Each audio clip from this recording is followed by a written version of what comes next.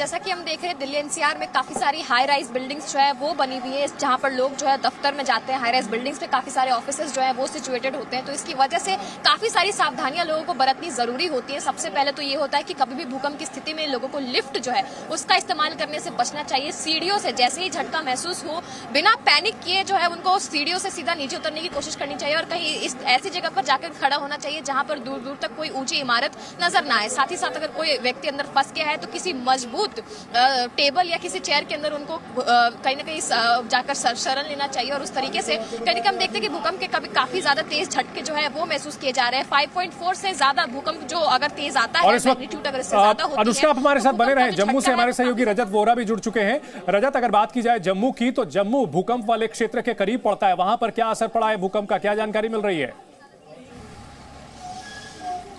जी बिल्कुल, आपको बता दें कि शहरी इलाकों में इतना असर देखने को नहीं मिला, पर पहाड़ी इलाके खासतौर पर किश्तवाड़ जिला और पुंछ जिला, क्योंकि ये पहाड़ी इलाके हैं, यहाँ पर जो है वो भूकंप का खासा असर देखने को मिला है। हालांकि अभी तक ये जानकारी पूरी तरह से क्लियर नहीं हो पाई है, क्योंकि इसका केंद्र जो है वो ज़्यादा कश्मीर घाटी की ओर बताया जा रहा है। पर जो पेरिफेरल एरियाज हैं, रजौरी, पुंछ और किश्तवाड़, डोडा, यहाँ पर ज़रूर भूकंप के कुछ झटके जो है वो महसूस किए गए हैं। और क्योंकि पिछली बार जब किश्तवाड़ जिला में भूकंप आया था उस समय गंदोह के कई सारे इलाके में काफ़ी नुकसान हुआ था। ऐसे में प्रशासन जो है वहां पर पूरी तरह से अलर्ट वहां पर जारी किया गया है। लोगों से अपील की गई है कि आप घरों में ही रहिए और किसी तरह की परेशानी है तो आप नजदीकी पुलिस स्टेशन या अस्पताल तक पहुंचिए।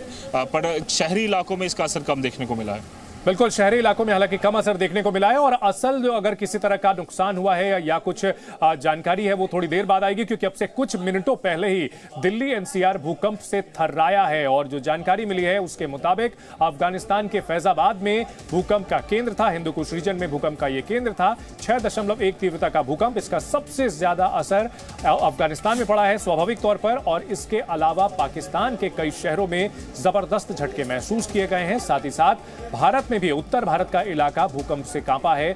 जम्मू कश्मीर के इलाकों में भूकंप के झटके महसूस किए गए हैं। दिल्ली एनसीआर में भी भूकंप के झटके महसूस किए गए हैं। हमारे दो सहयोगी हमारे साथ लगातार बने हुए हैं। अनुष्का, अगर दिल्ली एनसीआर की बात की जाए तो क्या किसी तरह के कोई नुकसान की खबर आ रही है? जैसा कि आपने बताया कई सेकंड तक कांपती रही थी धरती। बिल्कुल 30 सेकंड का ये पूरा झटका था और लोगों ने भी काफी देर तक इसको महसूस किया। दिल्ली एनसीआर में फिलहाल तो किसी भी तरीके की किसी भी घटना का अभी तक कोई रिपोर्ट जो है वो सामने नहीं आया है, लेकिन उम्मीद लगाई जा रही है क्योंकि भूकंप का झटका काफी ज्यादा तेज था।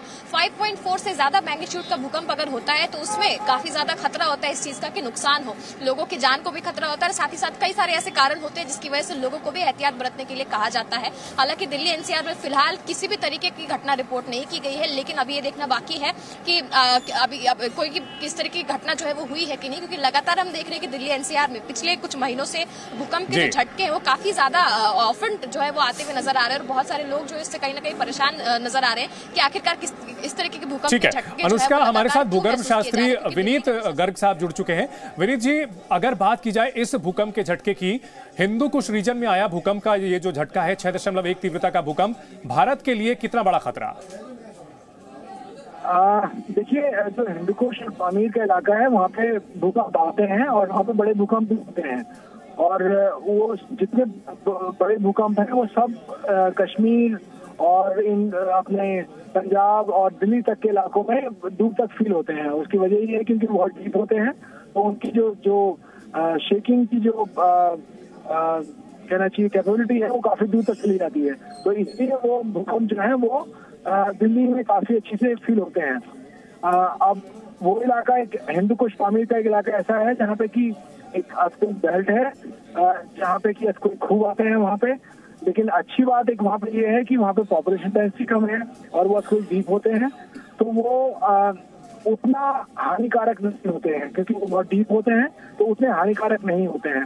लेकिन उनकी शेकिंग जो आपकी जो उससे जो हिलते हैं जो क्या कहना चाहिए शेकिंग, इस वक्त मेरे को बोलना नहीं आ रहा है, तो शेकिंग जो होती है बहुत तेजी से होती है उसकी जो भूकंप की वजह से, जिसकी वजह से लोग डर जाते हैं। लेकिन जहाँ तक दिल्ली की बात है, दिल्ली में हिंदू कुश पामीर में जो आते हैं उनसे उन भूकंप से डरने की कोई आवश्यकता नहीं है। जी ठीक है, तो दिल्ली में फिलहाल ये जो भूकंप का झटका था इससे बहुत ज्यादा नुकसान होने की आशंका नहीं है, जैसा कि भूगर्भ शास्त्री विनीत जी ने बताया। लेकिन झटके महसूस हुए और इससे दहशत की खबर आ रही है। लोग अपने अपने घरों से बाहर निकले हैं। उसका दिल्ली वालों के लिए ऐसा लग रहा है कि एक स्टैंडर्ड प्रोटोकॉल हो गया है। हिमालय में अगर जो है रीजन में भूकंप आता है तो जो है वही दिल्ली कांप जाती है। हिंदू कुछ रीजन में होता है, फरीदाबाद को रीजन में होता है, वहां भी अरावली रीजन में होता है, वहां से भी भूकंप से कांप जाती है दिल्ली। एक स्टैंडर्ड प्रोटोकॉल की जरूरत है दिल्ली वालों को।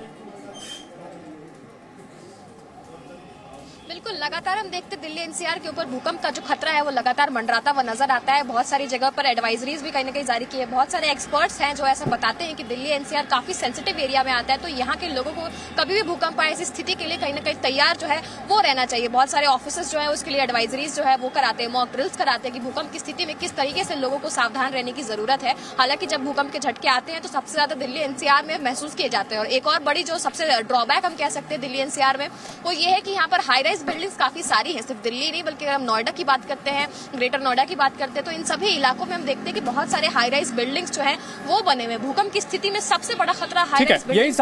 यही सवाल अनुष्का, आपने जो बात उठाई है, हाई राइजेस में जो रहने वाले लोग हैं कहीं ना कहीं वो ज्यादा डर जाते हैं क्योंकि बहुत ऊंची ऊंची इमारतें बनी होती हैं। विनीत जी, अगर बात की जाए दिल्ली एनसीआर में जो हाई राइजेस में रहने वाले लोग हैं उन्हें इन भूकंप से कितना डरना चाहिए और क्या जो प्रोटोकॉल्स होते हैं या फिर जो भूकंप रोधी इमारतें होती हैं उनका पालन करके इमारतें बनाई जाती हैं?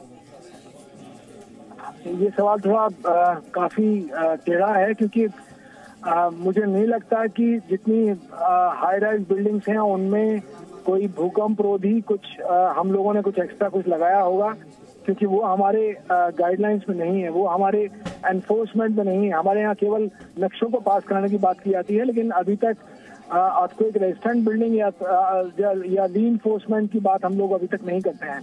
तो मुझे नहीं लगता कि जितनी भी हाई राइज बिल्डिंग है उनमें कोई खास उन्होंने कोई पद्धति इस्तेमाल की होगी जिसकी वजह से भूकंप रोधी हो जाए। जी, बहुत शुक्रिया पूरी जानकारी के लिए। हमारे साथ जानकारी साझा करने के लिए विनीत गर्ग जी। हमारे साथ रोहित बंसल भी जुड़ चुके हैं। रोहित, चंडीगढ़ में क्या असर देखा गया है भूकंप का?